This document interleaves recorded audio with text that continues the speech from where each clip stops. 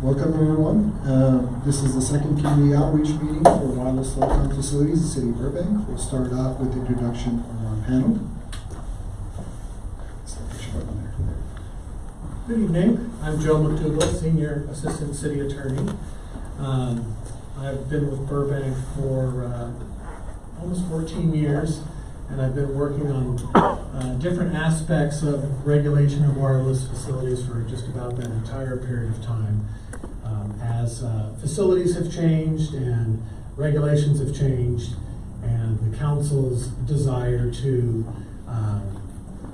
educate the community and respond to community concerns, this has really been an evolving process.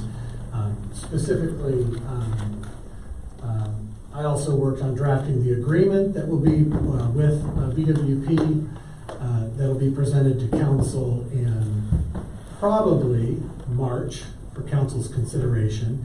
And these workshops are really intended to get the information out so that people can learn about the process and get some of their questions answered. But ultimately, a decision will be made by the City Council. The empty chair to my right will soon be Jeff Melching. He is an attorney representing cities, both as a city attorney and as special counsel on wireless telecommunications issues and regulation. He's been representing the city for probably 5 years and has been a key attorney representing cities and defending their ability to regulate wireless facilities in those areas where regulation is permissible. Further to my right is Jonathan Kramer, both an RF engineer and an attorney representing cities throughout the state of California and probably beyond, because you have offices in Colorado as well. Around the country. New Mexico. And I've worked with Burbank now for better part of 20 years. Better part of 20 years. Also advised us on several iterations of our regulatory ordinances, and is here because of his unique expertise with RF and wireless issues in particular. And then Sven Noth is one of the engineers with BWP who works on these matters as well. All right, thank you, Joe. And my name is Riyad Slayman. I'm a principal electrical engineer for Burbank Water and Power. I've been with the city for 14 years. I manage the transmission, distribution, capital engineering group, customer engineering group, and street lighting group. And so we'll start this evening with a little presentation, and then we'll go to questions. Before we start, there are some housekeeping items. If you would please sign up in the back. There's space for an email address, and also there's going to be quite a few documents that are very large, so we did not print them. But if you would like to receive those documents, we will be emailing them out after tonight. Also, there are cards in the back. If you have any questions that you would like to post after the presentation, please fill one of those pink cards out and place it right up top there. Also, there are bathrooms that are out in the hallway and to the right. Design standard, we're able to eliminate the need for any obstruction of the sidewalk, which means we won't have to install these on the majority of these installations. And so the other big portion of implementing the BMC modification with the amendment would be the actual attachment agreement, which is really the meat of the agreement with the telecom companies. It would grant non-exclusive attachment rights as well as set a 10-year term for each of the sites with the option to extend 3 terms, 5 years each. It also references the design requirements that we just talked about, as well as requires RF testing after installation. And it also places a 180-day time limit from the time we give out the permit. So they have 180 days to install it. Otherwise, the permit is void. It also goes to the installation, removal, and emergency processes, as well as operation and maintenance. And it also outlines fees so we can recuperate costs of service for the city. And so while staff was working on the design standards and the attachment agreement, the FCC issued a declaratory ruling on September 5th, 2018.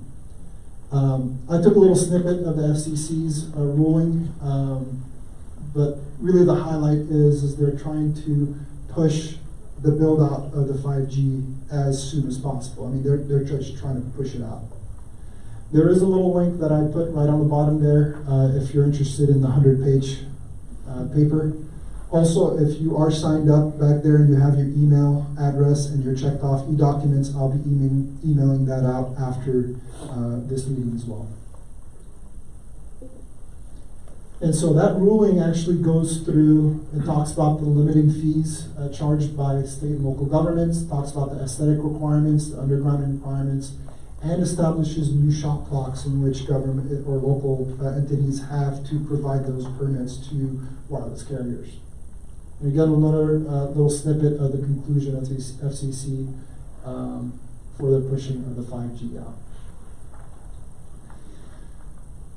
And so the next step is for city staff to take the attachment agreement, the proposed attachment agreement, and provide it to city council for hopefully their approval, and that should be happening in the next month. And with that, we'll start with the questions on the pink sheets.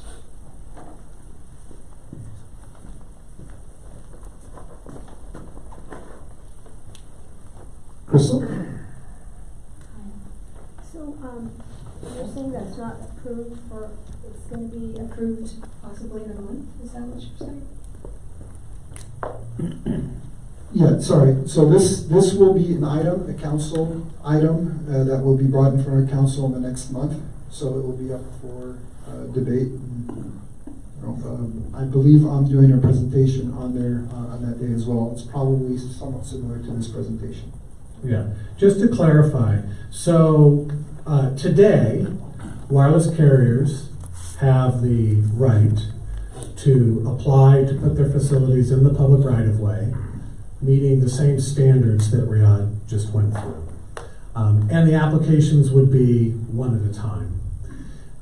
Our understanding is that their deployments are going to be multiple applications for multiple locations in a way that they can build out coverage. Some cities have received hundreds of applications from particular carriers. So our desire is to meet the requirements of the code so they can put these facilities in today, and staff has received applications. But the better approach, we believe, is to provide a master agreement so that we can review more or less site plans or master plans of their facilities and coordinate them. The issue that we have today is that we don't really have a way of coordinating or reserving sites. So our ordinance permits a carrier, any carrier, to put a wireless facility in the right-of-way, no more than one per average block. But we need a way to reserve those sites, and then if they don't deploy or use them, as Riyadh mentioned, they would expire and the next carrier could use them. So there may be areas with high demand, and we need an ability to coordinate so that they can deploy their facilities and we can manage it properly. So the action that the council is going to be asked to make is to approve a master license agreement to attach to streetlight poles. And it's basically the terms and the timing for that to roll out. So what we're taking is a master agreement to help coordinate what they can already do under the city's ordinances today.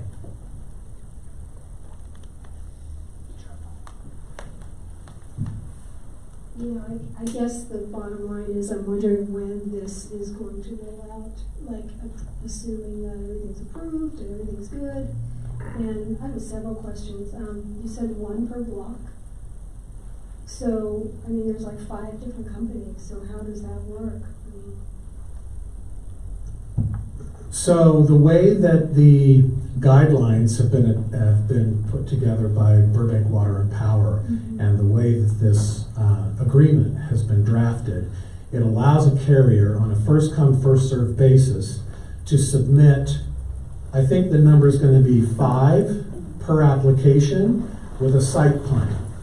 And the first complete application received, those sites will be reserved for that carrier for the period of processing, And from approval, 180 days. So from the date of their approval, they'll have those sites that meet the code. They'll have valid permits for 6 months. And, if it's a day or two, there might be some administrative process where they can extend. But if they don't use them, say someone blankets half the city with applications, but they really only intend to build out 6 blocks, those will expire so that the other companies, if there's 5, or if there's 6, or if there's 10, the others can also make coordinated plans to roll out their infrastructure. And so this is really being used as a planning tool so that staff can process in an orderly way. And then if they don't deploy their managed plan, then the next carriers can move in. I wanted to try and get a little bit at another part of your question, which was, will this really work? Can you get one per block face and still meet all of the telecommunications company's needs? And I believe it's 1 per block face per side of the street, so really 2 per block, right? And the answer is, we hope so. Certainly, as there's more consolidation in the wireless industry, you have less companies overall competing, which means less antennas in order to serve their customers' needs, hopefully. But more importantly, maybe, is that the 1 per side per block is a baseline standard. For better or for worse, federal law says that in order for a carrier to meet its coverage needs, if the city's local regulations stand in the way of that, the city has to step aside.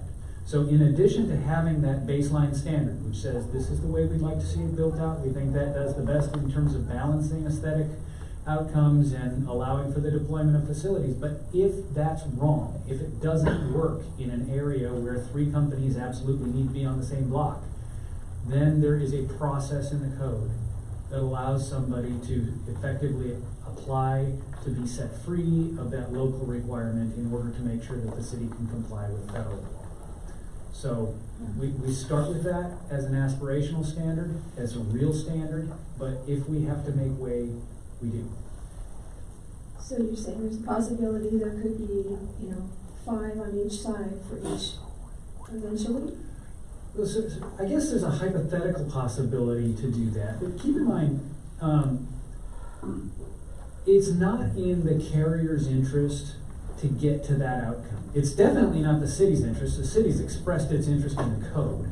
The carrier's interest is in getting coverage as quickly as possible. And the city is saying, look, if you want to get more than 1 per block, you're going to have to go through this extra process, make these extra showings, demonstrate affirmatively that you can't get coverage without going on that block. And that's discouraging because their motivation is speed to market. They want to get things out and deployed as fast as possible with as little bureaucracy as possible. And I know that this isn't necessarily a satisfying answer if you're worried about 5 on one side, but it's what we have under federal law. I'm the RF engineer, so I'll add some RF engineer type comments. Each wireless company deploys its networks based on their own particular needs. They don't have the same standards in terms of what constitutes coverage. So while one company might say we want to be very aggressive and provide a lot of coverage in this area, another one might say, you know what, we're okay with a lesser amount. It's almost like a jigsaw puzzle. If you think of the 4 major companies today, they want to cover the same area, but the jigsaw pieces that actually make up the puzzle of coverage are shaped differently for each company. So while there is a theoretical possibility of consolidation of cell sites on a particular block, the likelihood is that there's going to be an average, not the maximum. And where there's a maximum, as an RF engineer, I look at that and say, okay, you say you've got to cover this block, that's fine, but we also have some state rights that don't conflict with federal rights called time, place, and manner. So we may say, well, you want to cover this block, but you've got to be on that pole down there, not this one here right next to another one. So there's still some balancing issues that go on. And the wireless carriers, again, as Jeff has already said, this is a time to market issue. They want to get their facilities built.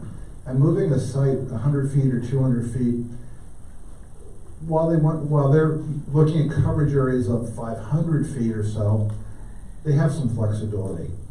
It's the city's goal to recognize the fact that these facilities are going to be in the right of way for a long time. And it'll be seen by the people of the city, not necessarily the companies that are building them and going away. So the city has strong rules and strong motivation to see a rational deployment, not a consolidation like could potentially happen with the application of federal law. Thank you. How many telephone poles and light poles are there per block? And then will these only go on telephone or light poles? Sorry, let's get through with the cards and then we'll open it up to free. Sorry. Right?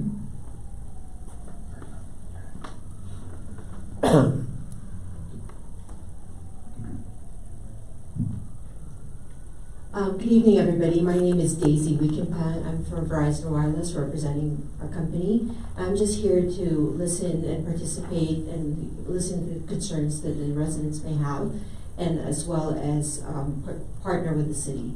So that's pretty much it. Thank you for having me here today. All right, thank you. Damien?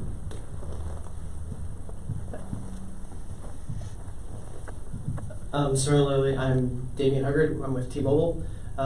Similar, we're here to be able to address comments and concerns with the community, be able to have these conversations, make sure that we are addressing concerns, and then make sure that you guys understand what T-Mobile's vision for the future is and how we can facilitate that. And we really do appreciate the city taking the time to put this together, to have an ordinance in place, and a mechanism by which we can all move forward in a way that's going to meet everyone's needs. So thank you guys for putting this together. Really do appreciate it.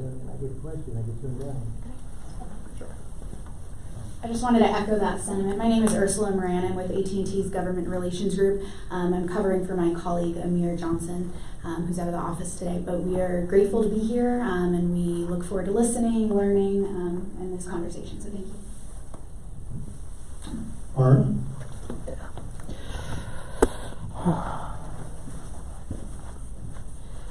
Hi, my name is Ara Manugian, and I am a business owner and a resident of Burbank for a number of years, over 20. And I'm here to voice my concern about 5G. We've done quite a bit of research about 5G between the last meeting that the city had, or the Department of Water and Power had, and today. And unfortunately, it saddens me that the telecommunication companies and the FCC is putting profits over our health. As you might or might not know, the city of Burbank, when it does get to the city council, they're not going to be able to consider health issues. And there has been quite a bit of research done, independent research, on the effects of 5G networks and our health. And the cities of Fairfax and of Mill Valley, California, the residents there have done a fantastic job in uncovering a lot of these issues, and they have stand quite strongly to oppose the installation of a 5G network. And I would strongly suggest that we, the city of Burbank, the residents of Burbank, especially those that live here, that are going to be subjected to these towers that are not a microwave oven, obviously they're not that powerful, but they are constantly going. And that 5G, that RF that's being pounded into us, to our bodies, because our bodies, as we heard last week, or the last meeting, we are a sponge for that. We're a big bag of water, basically, and we're absorbing all of those harmful radio waves. And it should be asked to the telecommunication companies, maybe they can answer this, how much have you spent on research of the health effects of 5G to humans and plant life and so on? From what I've been told and what I've read, very little, if nothing, has been done. And this would be reminiscent of the tobacco industry, who did do research and later on found out that the effects were harmful and they had lawsuits left and right. So it's really smart, if there are health effects, that they don't do anything, so then they can say, we didn't know, because they don't know. And so I would strongly suggest and strongly encourage all the residents of Burbank to stand up and oppose this until we can determine whether there are in fact health effects from 5G networks. And the City Council, as I said at the last meeting we had here, and I believe I said it at City Council also, City Council can oppose this based on health issues. And City Council will get sued. So we're going to ask you to do that, because when you get sued, you will go in front of a jury of your peers, and then the jury, which is going to be us because it's in the city of Burbank, can then challenge FCC law and have it changed. And that's really the way that we're going to get to the FCC to have them properly determine whether there are health issues or not on 5G. So again, I encourage you all to join together. We did start a site. It's called no to5g.com, and you can visit that. Currently, it's still being just forwarded to a Facebook web page, a group page, and we've posted all sorts of stuff, including the videos from the last meeting. You're more than welcome to visit, and you'll see the video of this meeting also on that site. Thank you very much. So this is where I'll start talking about a lot of the information that is out there. By way of some background, as I said earlier, I'm a radio frequency engineer who later became an attorney. And I was back working with the FCC back when these rules were being deployed. I didn't work for the FCC, I actually worked for local governments on a task force that evaluated the rules that were being deployed, came up with federal guidance. So let me tell you what the federal law says. And then I'm going to talk about how it applies to the city of Burbank. But I'm also along the way going to talk about what it is that we're talking about in terms of radio frequencies. So, I'm sorry? Can you hear me all right? All right. So we're not posting it, but you're going to so let me, post the law instead of interpreting. So let me tell you as a group where this all comes down. In 1996, Congress, through the Telecom Act, delegated sole national authority to the FCC to create national RF standards. Before that time, cities could create their own standards. There was a patchwork across the country. Congress felt that there should be a national standard, and they delegated that task to the FCC. And the FCC went through the process. They contacted radio frequency engineers that worked for the industry. They contacted radiological health officers that worked in industry, not the wireless industry, but just general radiological health officers. They looked at standards from other countries. They looked at health effects, and then they came up with a standard. Now, the standard that the FCC came up with is not a single standard. The standard that is in the US is a standard that is based on frequency and power. And as the gentleman said, quoting me from the previous meeting, we're big bags of water. We absorb certain frequencies more efficiently. So the FCC, instead of just having a number, they actually took into account and they have the lowest amount of exposure permitted in those frequency bands where we absorb them the most efficiently. So the FCC took that into effect. But the FCC ultimately had to come up with a number that it could basically say, we know that at a certain level there's you can measure the effect from RF, and it's not just cell phones. It's broadcast facilities, it's two-way radios, ham radio operators, everything that transmits causes this type of impact, and at a high enough power level, concentrated enough, it's heating. And I'm sure you know that because many of you probably have microwave ovens in your home, which use radio frequency to heat food. So the FCC created a standard back in 1996-97 frame that essentially was set at wherever the frequency was. It was about 2% of the level where you could actually measure an effect from RF. So basically a 50 times safety margin built in. People often say, well, you know, this country has a safety margin that is twice as strenuous as the FCC. The interesting effect, and this is something I know as an RF engineer, is that if you cut the exposure level by 50%, in other words, go to 1% of the point where you can measure an effect from RF, you quadruple the number of cell sites required to cover the same area. Not just doubling, it's quadrupling. So there's a balance point. Now, all of that said, that's the history of the standards that we have in place. They are based on frequency, they're based on power exposure levels, they're also based on time. But there's that's the technical and the historical portion of this. Now let me talk about the legal portion of this. Because the FCC has these standards, the questions are, for local government, does a proposed cell site comply with the rules? And these are not questions that ever go to juries. They are not. They go to federal courts because the statute says that these go to federal court, or the FCC. They also have an adjudicatory role in this. So it's not a jury trial issue. The question is, does a cell site comply with the FCC rules? If it does, then that's the end of a jurisdiction's exploration. It's not just Burbank, it's every city in the US, every county, every town. So as Burbank expects its residents to follow the rules of the city, stop at stop signs, don't go through red lights. These are yes and no answers. You just, you either went through the red light or you didn't go through the red light. You either comply with the RF safety standards or you don't.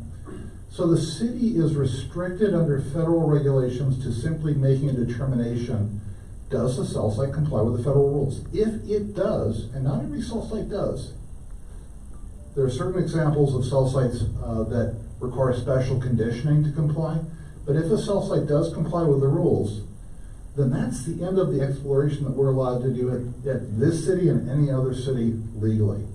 So these cases have gone to court. And consistently, but not 100%, but some of the very early cases right after the FCC rules were released, there were some court decisions that supported the city.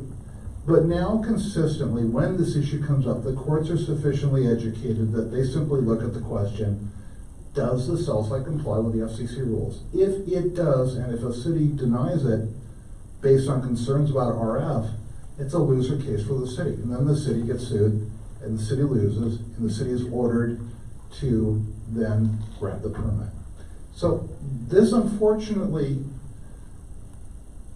that's not unfortunate. This is an issue where the public has very serious concerns, and I get it, because I've been dealing with this issue now for better part of 20 years.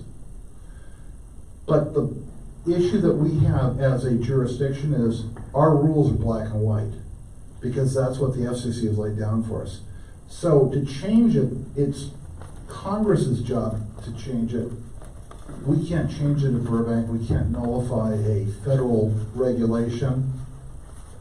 It's just not legal, and cities try to do things that are legal because that's what we're supposed to do. Yeah.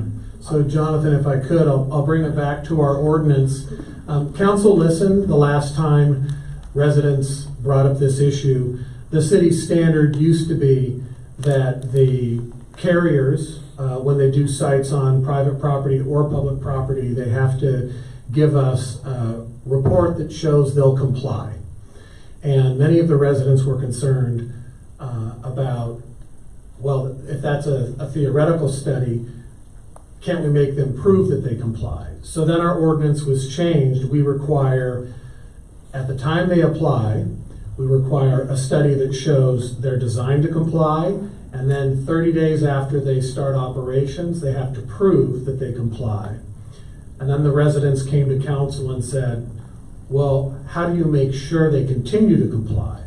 So then the next revision of the ordinance, which was the last one in 2017, the city council added a requirement that every 5 years, the carriers have to do, they have to pay for an independent RF study to make sure that they still comply with the standards. That's with the understanding that the city cannot set the standards.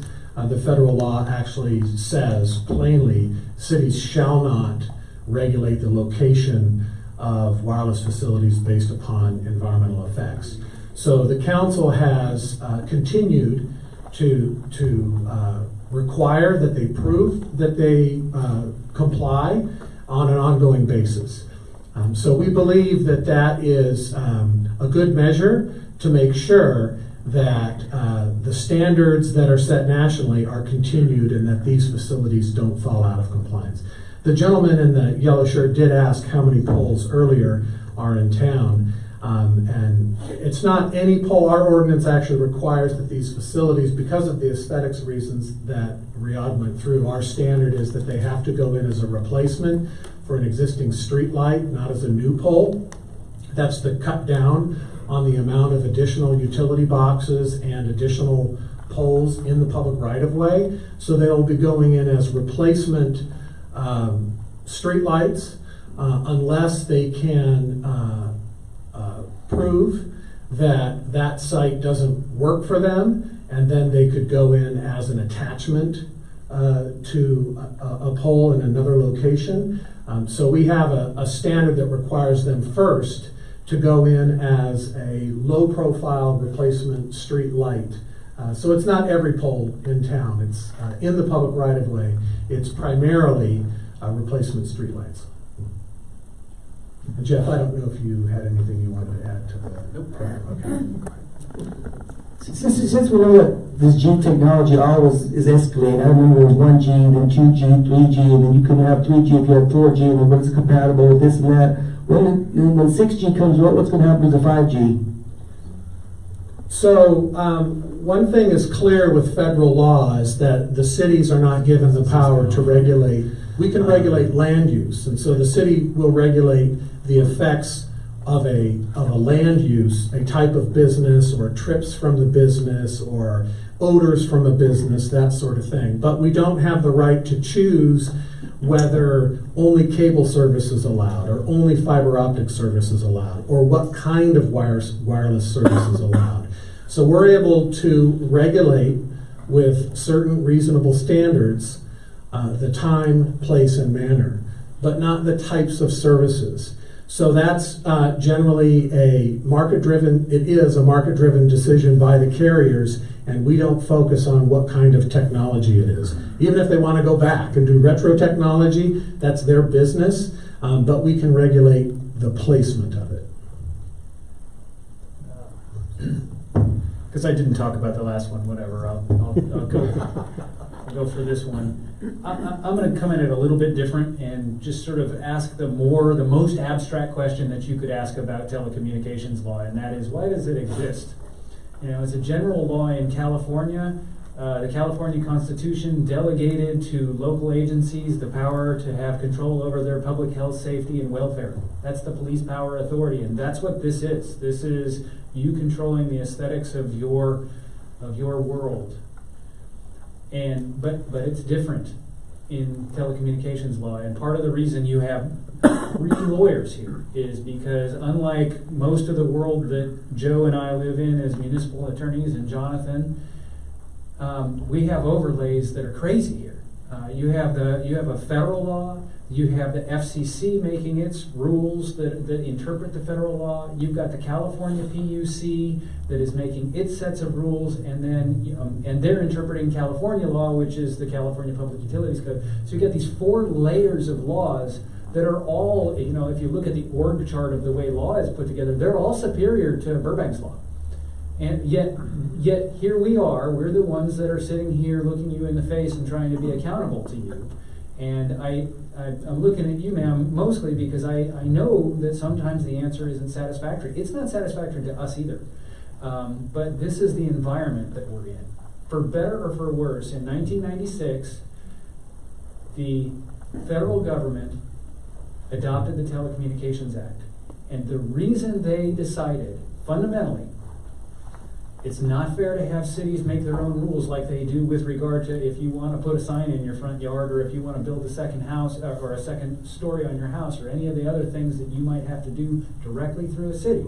For better or for worse, the federal government decided to prioritize the deployment of telecommunications facilities. And they did that 2 ways, and it's the same 2 ways that exist today. The first thing they did was they started pulling down local regulatory authority so that it would be easier for telecommunications operators to get in the public right away. The test was we could not effectively prohibit their entry into telecommunications markets. That was that was Congress speaking. The second thing they did was they said that the telecommunications carriers had a right to competition. And so there are these anti-discrimination concepts that have been sort of interweaved throughout all of the law that's happened since 1996. And what that right to competition effectively means is that the federal government and frankly the state government have both taken the view that if you open up a market and you cause telecommunications companies to be able to compete with each other for customers' dollars, that'll be the most rapid way of getting the most ubiquitous deployment of telecommunications facilities. And so that is a very long answer, sir, to your question about how much authority do we have over 6G. Same as it is for 5G, as it was for 4G and 3G. Not a lot, because the federal policy, which is the supreme law of the land, is to facilitate that deployment. No, my question is when 6G rolls around, what's going to happen to these devices on top of the poles? Will they just be eyesores up there, left to rust and rot away? Yeah. Historically, what we've seen is that as the technology improves from 3 to 4 to 5, that the equipment is replaced. Because remember, the equipment provides coverage over an area, so they don't want to change the locations once they're out there because they're serving areas. So what you should expect is that over the years, one box on a pole, maybe, or in Burbank, one box at ground level or below ground level will be replaced with another. The antennas are largely not specific to a particular generation. They transmit signals. But the guts that differentiate 4G from 5G, that'll be upgraded over the years. If I can add for our real world experience in Burbank, if you're driving Riverside near Disney under the 134, there's what they commonly refer to as a macro site, a tall pole with a big triangular shaped installation on the top with panel antennas. There's another one over here by Costco where Victory Place goes under the railroad tracks by that old auto dealership thing that's now vacant. And there's several others around the site. And the applications we've been seeing for these older facilities that have been there for 10 to 20 years are replacements of equipment. So they submit a diagram that looks exactly like what's there, and I've looked at 3 of them in the last 18 months. They're simply replacing out equipment so they can get more channels and different frequencies from the same real estate. So what I see in my practice as the city's attorney is that they regard this as no different than, say, a hot dog stand. And people don't want hot dogs anymore, so they start selling hamburgers. I mean, they're still using that real estate for wireless services, but what I've been seeing in the applications that come through planning on the 2nd floor is that they're changing out equipment, and they largely haven't been increasing, not in Burbank, the size of the facilities, the height that they have. And my understanding, my layperson's understanding is, as the frequencies are getting higher, 4G, 5G, that these facilities are getting smaller and lower to the ground. As Riyadh mentioned, they want to get closer to the person using the phone because there's shorter distances. And so what we have seen is not any more applications for larger, taller facilities. They're keeping that real estate, changing out the equipment, and this is a kind of a lower facility. I would expect, just from what I see in my practice here at the city, that as the technology changes, they will simply be changing out the equipment inside those shrouds. And BWP, just through the course of the last 14 months while we've been working on these standards and this agreement, the design of these small light pole replacements has changed where now you can actually fit 2 inside of one. It used to be that we thought we would get one on each side of the street if they needed two. Well, there's actually the ability, without changing the size of it, for them to maybe fit two. So there may actually be room for them to grow without necessarily abandoning or increasing the number of facilities. It's a possibility. Our agreement and our ordinance, though, does require that if they stop using the facility, they have to restore it, and then BWP would replace the street light. We anticipate that that would be at the end of the agreement, but if a carrier goes out of business, then by the terms of the agreement, they must remove their equipment, and then the city can replace the street light. I have a pole in front of my house, and I don't want any part of this. So is there any way that I will be able to not have one put in front of my house should they say that's where they want to put it? Is there any repercussions that I may have? So our ordinance requires no new poles, but if there is, well, if you already have one and it's a wireless installation, our ordinance says one per average block face. So if you're on the skidding side of the block, under our ordinance, they would need to, at a minimum, go on the other side or go the next block down. Or they would have to provide engineering studies demonstrating why they need an exception from our ordinance. Okay, so if I don't want that on my pole in front of my house, I have no repercussions. I can't go anywhere and say, put it on the pole, 500 feet away. I don't want it in front of my house. I have no repercussions there. If they're currently in compliance with the permits issued for that site, we wouldn't have a basis to force them to move. So I ask the suits here and the young ladies in the corner over here and all you gentlemen, would you want one of these in front of your house?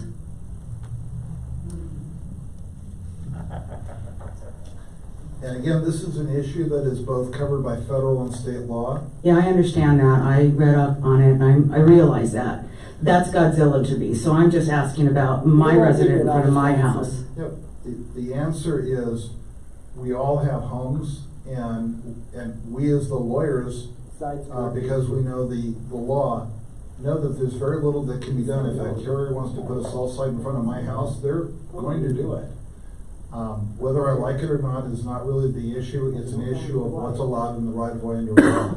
Okay, will I have any repercussions should I end up with a brain tumor or cancer against these companies, or is that part of I won't be able to sue anybody and my family will get nothing? The city does not take a position on that. That's a matter of your legal rights, and whether people have rights against the carriers or not is really beyond our purview.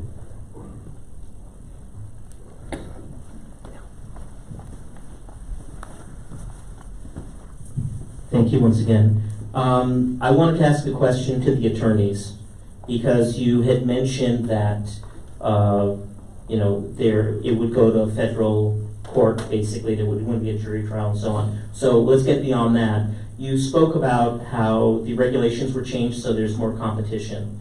What would it take for a collective, shall we say, or a new service carrier to be established and to put in, let's just say, 3G service and fiber optics in the city of Burbank? Is that something that, if we had enough people to invest, could they actually apply? Could they become a public utility and apply to put in a system in Burbank, a fiber optic system that goes to homes and businesses, and then a 3G system, let's say, as a cellular carrier? And this way, if we don't want 5G, then the easiest way not to have 5G is to make 5G not viable to be put in the city of Burbank, and we just cancel our service with T-Mobile, AT&T, Verizon, and so on, and we go to the community-based carrier.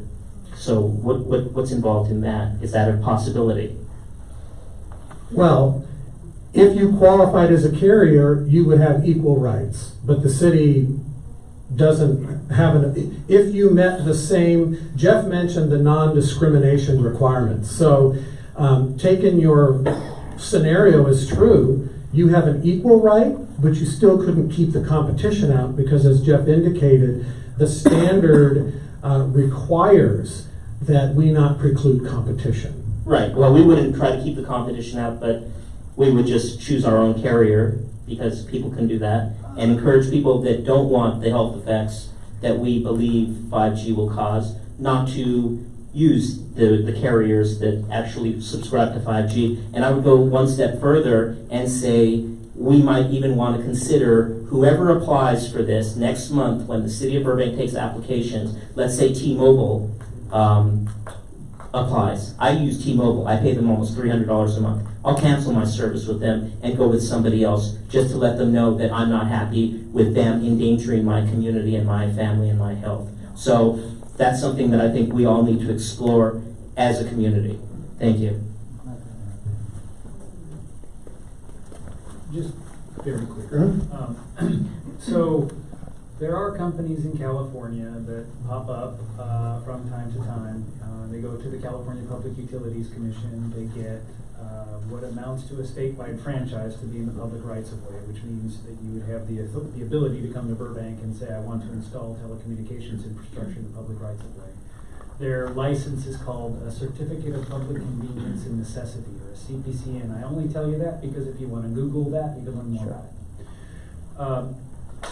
But on the second piece about how hard it would be to kind of create an enterprise that provided its own telecommunications service on like a 3G level, I think you may have a problem. Jonathan will know more about this than me, so I'm really just trying to prompt him to very briefly speak about it. I think you might have a problem with licensed spectrum because I think the frequencies over which people can actually communicate via telecommunications have been sold by the FCC and are exclusively available to the big telecommunications providers. That's why you hear about all of these companies that build infrastructure. NextG is one, and Crown Castle is one, and Extenet used to be one. There are all these companies with names like that. But when you talk about the folks that are actually providing wireless service, there's really just 4 or 5. The FCC auctions off wireless facility frequencies for billions of dollars, and that's because there's actually a sweet spot in terms of the frequencies that are used, those that can go inside buildings efficiently, those that can travel long distances. So the bottom line is you can certainly become certified as a public utility, but actually deploying an effective network, much less frankly any network, is probably not very realistic. I just had 2 quick questions. The first was regarding the replacement poles. Is that the FCC allow the cities to require that?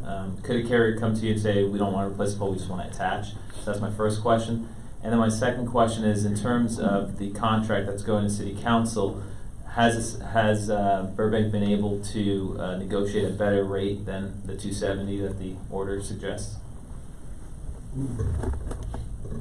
I'm going to address the rate, and then I'm going to turn the regulatory question over to Jeff. So the FCC order identified a nationwide, based upon their fact-finding, presumptive rate. And then it said cities, local agencies can have another rate provided it's cost-based, that those costs are a reasonable approximation, that the costs themselves are reasonable. And the city of Burbank has conducted a cost analysis of accommodating these facilities, inspecting them, painting the facilities, because the city of Burbank does run the streetlight program. And we have prepared a rate study that supports the rate that Burbank is proposing. As to whether the city can require a replacement pole, yeah, they can. The FCC report and order says that the city has the authority to impose objective design standards.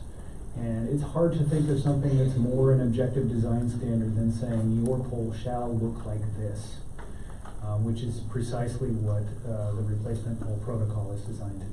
So I have a high degree of confidence that that's permissible. And from a technical standpoint, legacy poles today are not plumbed to have the additional cables inside of them. So the replacement poles actually separate the electrical circuits for the lights from the transmission circuits for wireless facilities. So you've got a regulatory answer, you've got a safety answer, and you've got a technical answer, all of which lead to the same point.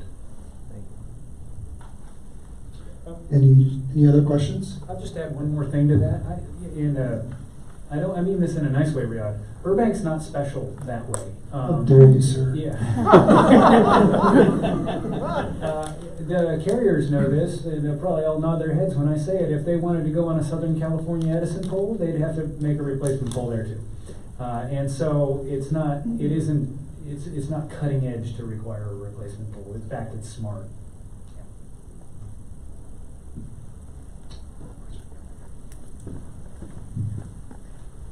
Hi, I wanted to know, the slideshow represented the term limit fee. What is that exactly?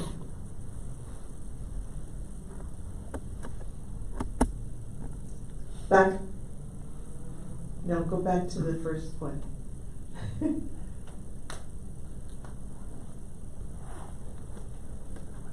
Actually, maybe perhaps you have to go forward to the first slide you showed. Forward to go backwards? The one with Yeah, the yellow forward to highlighting? go backwards. With the yellow highlighting on it? This one? No. Stop.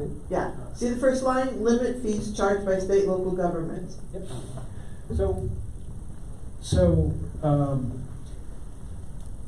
I'll give you the whole history, but I'll finish at the end, which is what you asked about.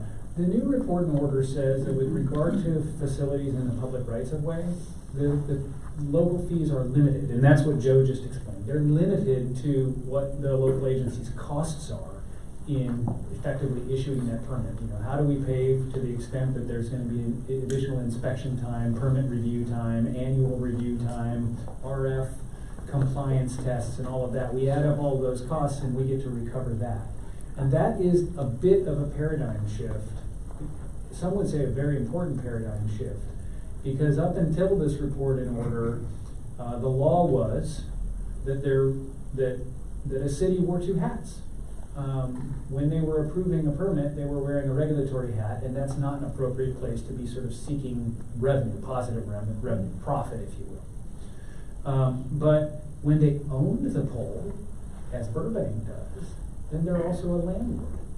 And just like any other landlord, they ought to be able to decide what the rent is going to be to use that facility and set that so that they're, you know, in whatever the market was. And a carrier could choose to rent from the city or find a different solution. And the FCC, it might be one of the more extraordinary things about the order. They took that authority away. And in the course of doing it, they said that the Ninth Circuit Court of Appeal, who has endorsed this proprietary regulatory dichotomy and the idea that a city wearing a proprietary hat can charge a rent to make money, they said, yeah, no, the Ninth Circuit was wrong about that, and we're the FCC, and therefore you're going to have to follow that order. And I will tell you, Jonathan knows this because his law firm is helping the League of California Cities on a challenge in the Ninth Circuit to, among other things, that facet of the order.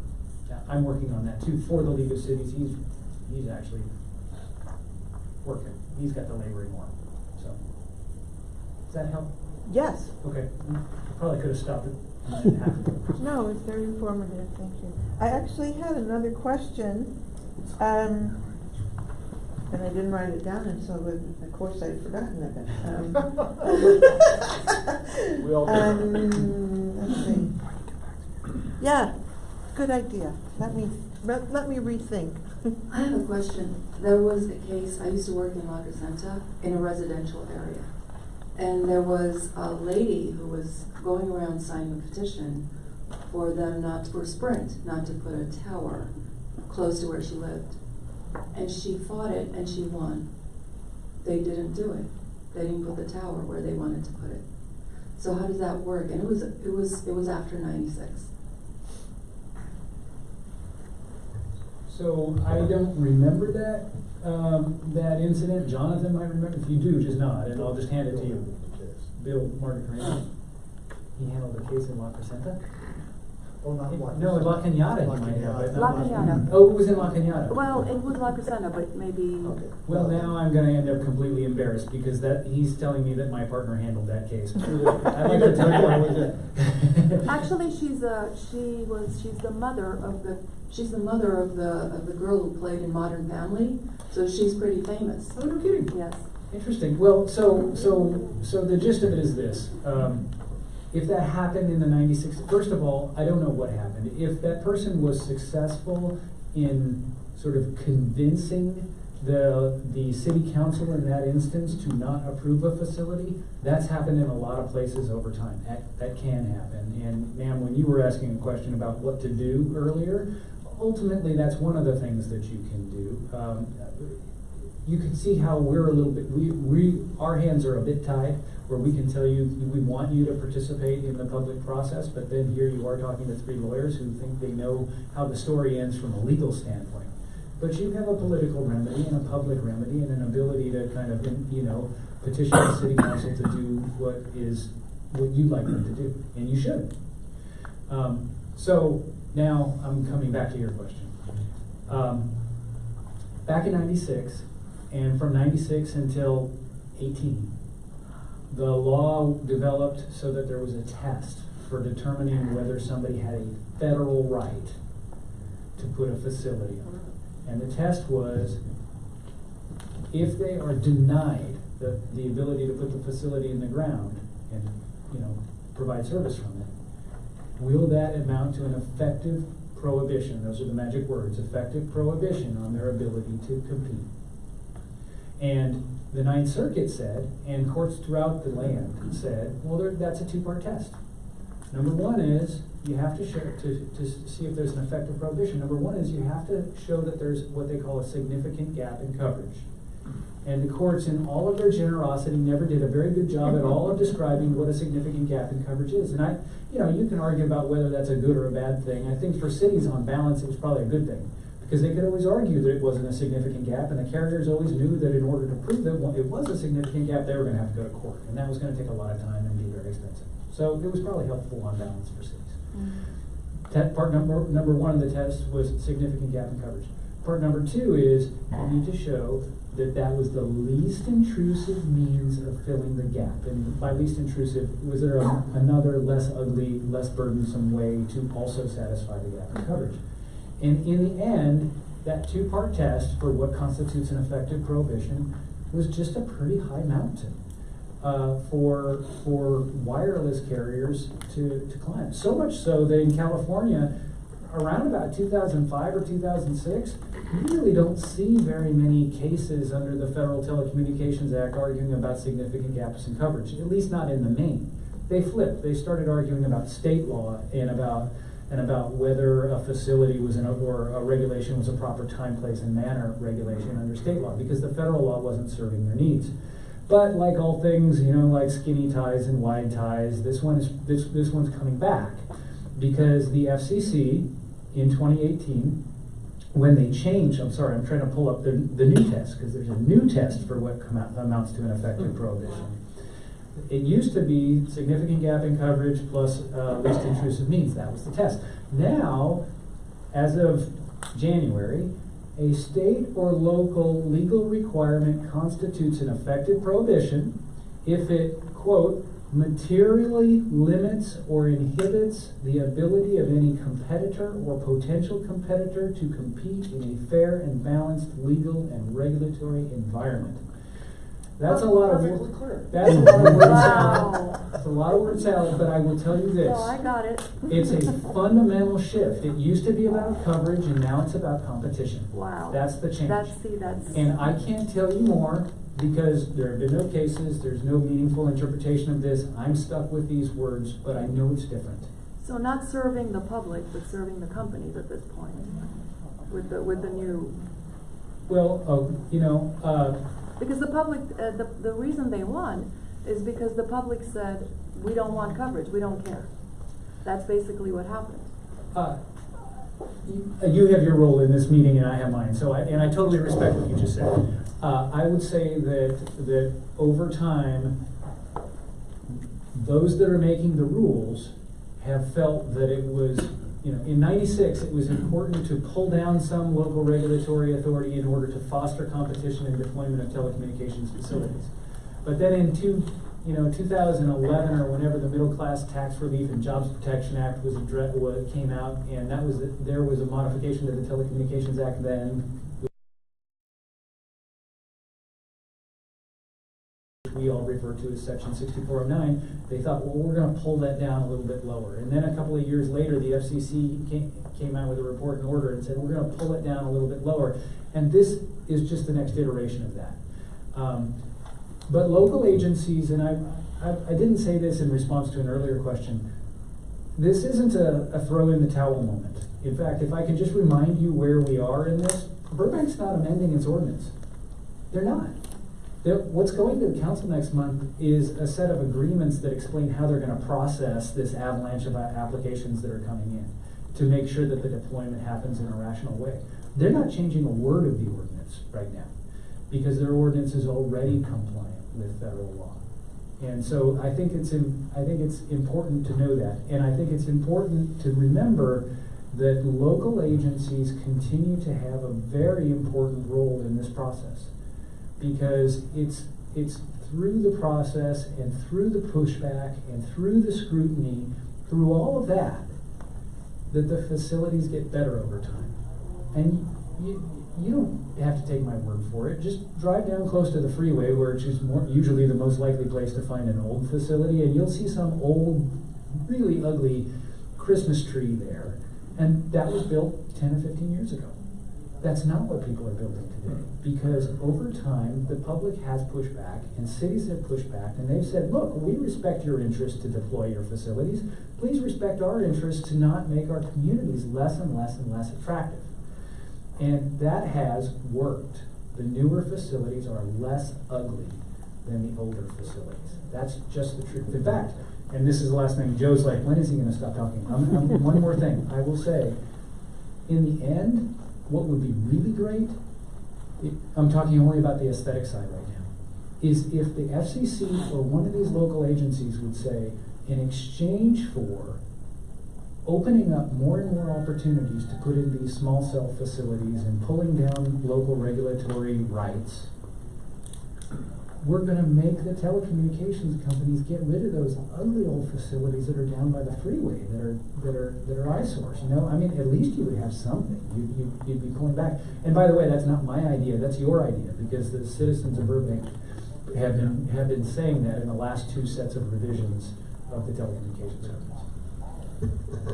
So I'm going to take the mic from Jeff just to expound on something that he said, and that is, we're not changing the ordinance, but actually we drafted this agreement, and more importantly, Riyadh and his group drafted guidelines that further something we couldn't guarantee the community when we did the last amendment in 2017.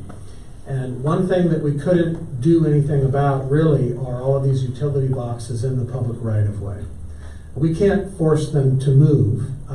Some of them are the cities. Some of them are water utilities. Some of them are traffic control boxes. You open them up and they look like network cabinets inside controlling the city's traffic.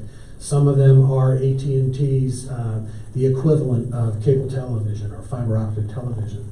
But one thing that the new guidelines do is they restrict, based upon aesthetic standards, this proliferation of boxes. Riyadh's group has come up with a meter. It may not look important, but that tiny little meter that Riyadh showed you during his speech allows the utility to keep that companion gray box out of the sidewalk. And so this agreement, once signed, it gives some assurance that the carriers can limit the amount of extra, what we call sidewalk furniture, that pops up around these installations. So, in my opinion, we are still trying to make good on a promise to the residents to not have these utility boxes and other things proliferate, and to try to keep our sidewalks open for pedestrians and ADA accessibility. So we're not amending the ordinance, but we believe this agreement furthers, it moves the ball maybe another yard, maybe another 2 yards, toward not making that pedestrian environment and visual environment worse. I have a question. After all those cell sites have been installed by all the four companies, how many sites are we going to have in Burbank? 50, 110, 1,000? Can someone give us a projection? How many sites total combined we're going to have?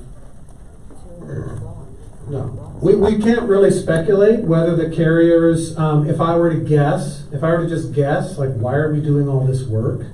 Why is staff spending 14 months drafting an agreement? Why is AT&T giving me 4 rounds of revisions on the agreement?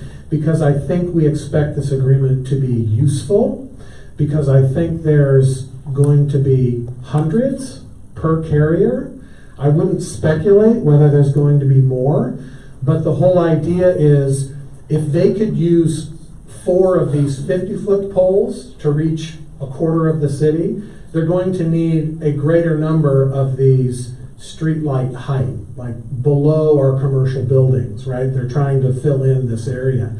So I'm not going to speculate, but we're doing this because we're trying to coordinate what we believe is probably, at a minimum, hundreds per carrier, because we want to make sure that they're requesting permits only for chunks they can actually construct, so that we're not having our engineers review and permit sites that won't be used. So we're really trying to coordinate what we believe will be quite a few locations, but we can't speculate how many. So currently there's 4 for the city of Burbank? No, that was just, I was just giving you a for instance.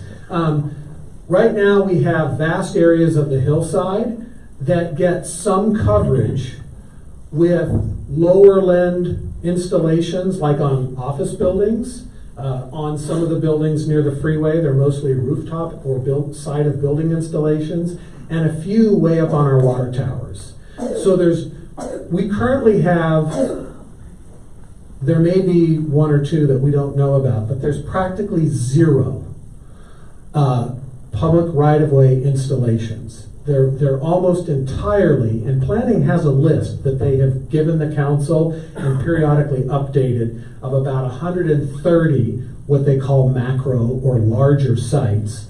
There's about 130-ish that planning had both a map and a list of that are basically building top and sort of facilities. And they're able to reach across maybe a half mile or more. So if I were to give you a number, it's more like, for all the carriers, less than 200 citywide.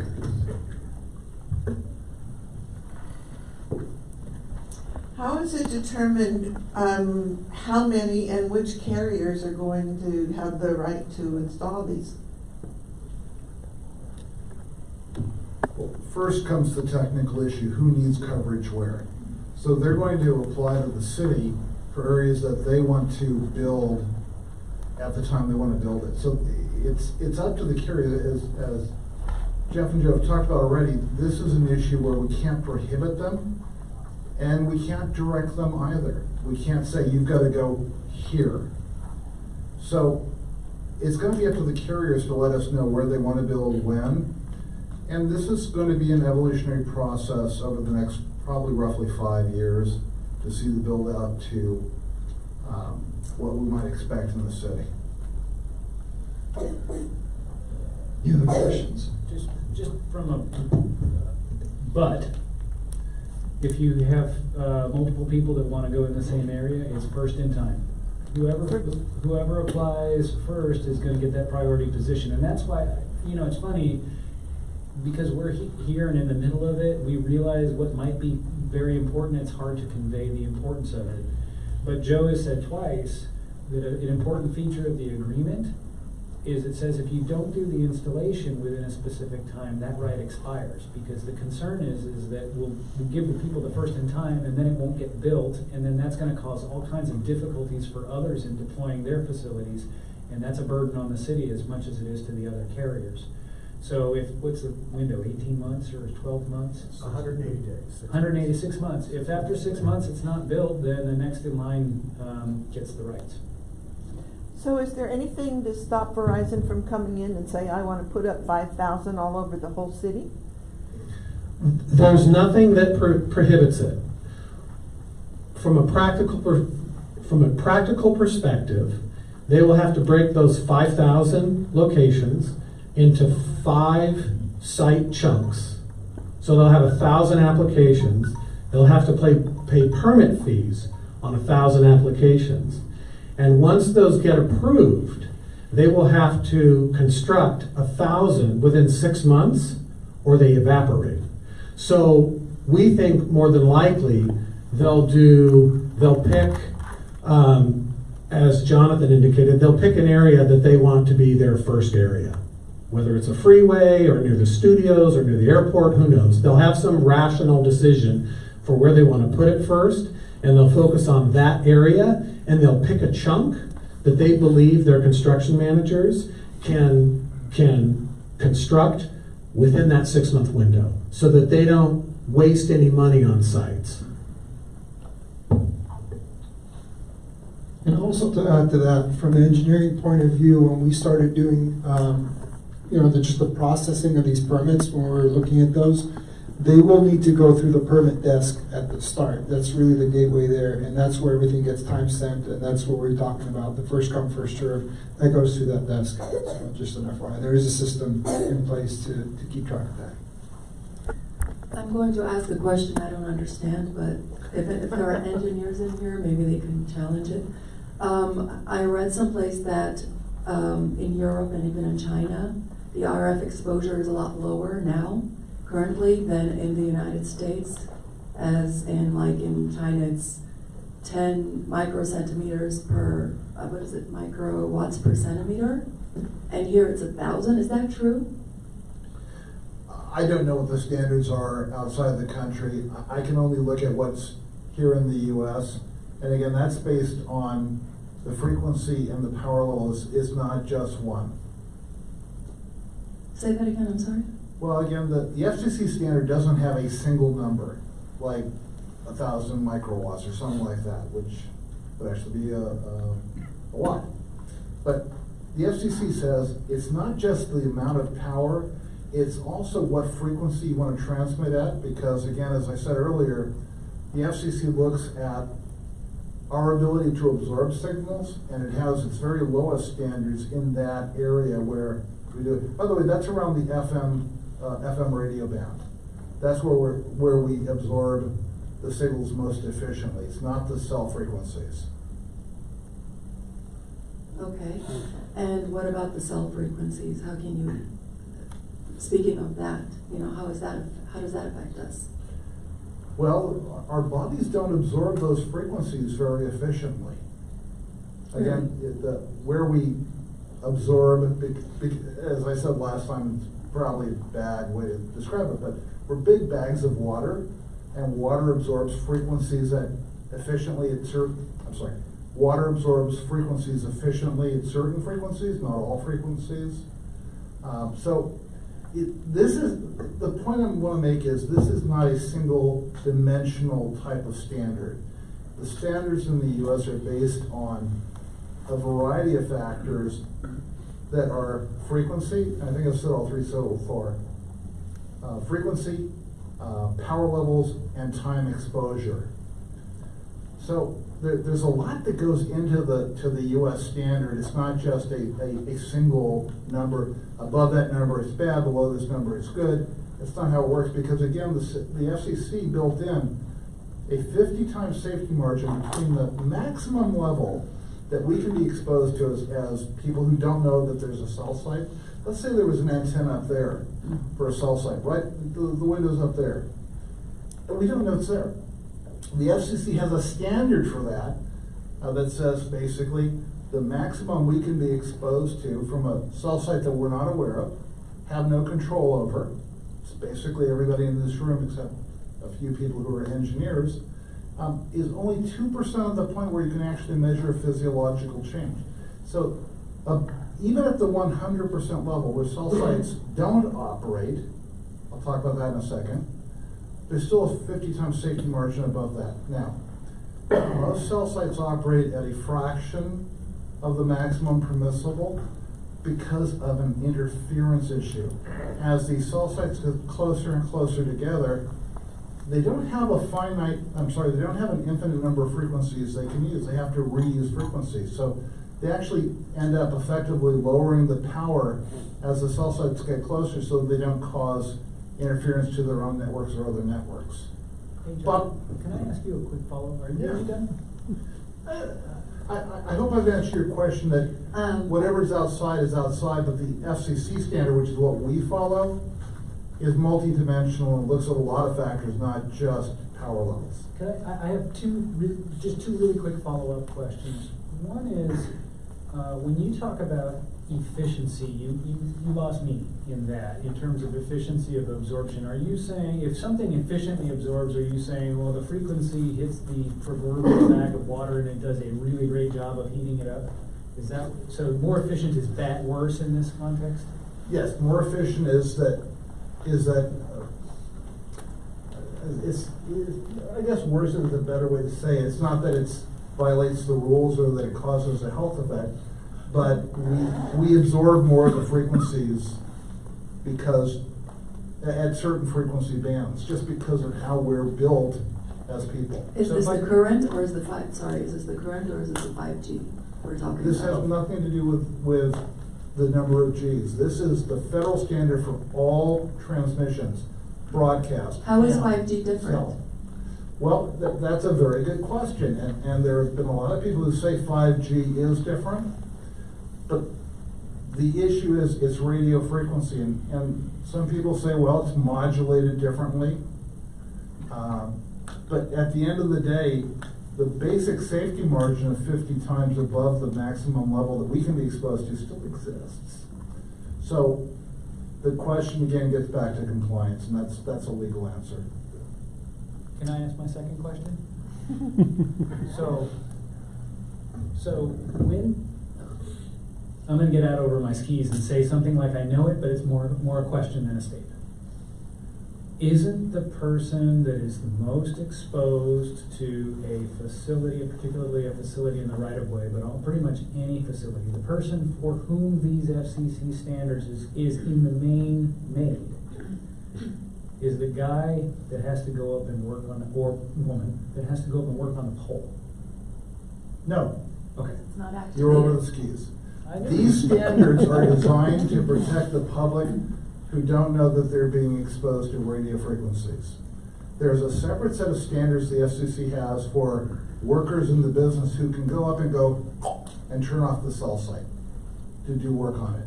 So the FCC's most restrictive, the lowest levels permitted, are to protect the general public.